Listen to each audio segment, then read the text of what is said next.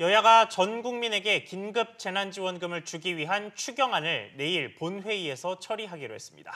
이렇게 되면 다음 달 중으로 가구당 최대 100만 원에 대한 지급이 이뤄질 것으로 보이는데요. 지자체별로 이미 지급된 경우도 있어서 금액이 줄어들 수도 있습니다. 박연신 기자와 알아보도록 하겠습니다.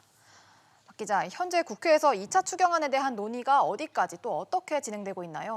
네, 여야가 긴급 재난지원금 지급을 위한 2차 추경안을 내일 본회의에서 처리하기로 합의했습니다. 어제 여야 원내 4당 간사들이 만나 추경안 통과 계획을 확정하고 현재는 각 상임위원회에서 추경안에 대해 예비 심사 중인 상태인데요. 국회는 오늘 오전 10시에 예산결산 특별위원회 전체 회의를 열어 국채 발행 등 예산과 관련한 이견에 대해 이를 정리할 것으로 보입니다. 이번 재난지원금 지급에 쓰이는 14조 3천억 원 가운데 8조 6천억 원은 정부가 보유한 기금에서 지출하거나 정부 기존 사업 예산을 삭감해 마련하기로 여야가 합의했는데요. 다만 어느 예산을 얼마나 삭감할지에 대해선 합의가 이루어지지 않아 본회의까지 원활하게 흘러갈지는 미지수입니다. 네, 그런데 이제까지 나왔던 계획을 보면 일단 전 국민에게 지급을 하고 고소득자나 사회지도층 같은 경우에는 자발적 기부를 받자 이런 식으로 이제 논의가 좀 진행이 됐었는데 구체적으로 좀 어떻게 이 방식이 좀 이루어질 전망입니까? 네, 여당이 어제 기부금에 대한 일회성 특별법을 발의했는데요. 해당 특별법에는 재난지원금을 받은 국민 누구나 일정액을 국가에 기부할 수 있도록 하는 내용이 담겨 있습니다. 이 기부를 할 수 있는 방법은 두 가지인데요.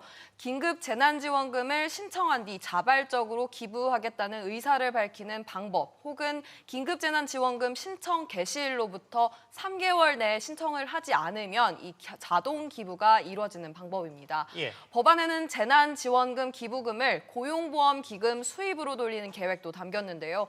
법안이 통과될 경우 이 기부금은 고용안정과 직업능력개발사업, 실업급여 지급 등에 따른 사업에 쓰일 것으로 보입니다. 이번 재난지원금 기부자는 연말정산이나 종합소득세 신고 때 15%의 세액공제를 받게 됩니다. 네, 그런데 이 지자체별로 지원금 액수가 달라질 수 있다는 얘기가 있던데 좀 어떤가요?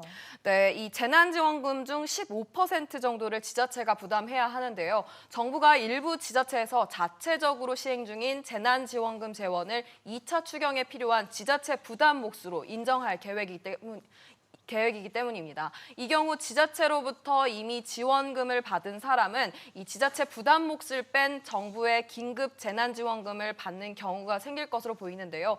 지자체별 지급 시기와 금액과 관련해 논란이 일 것으로 보입니다. 네, 박 기자 잘 들었습니다.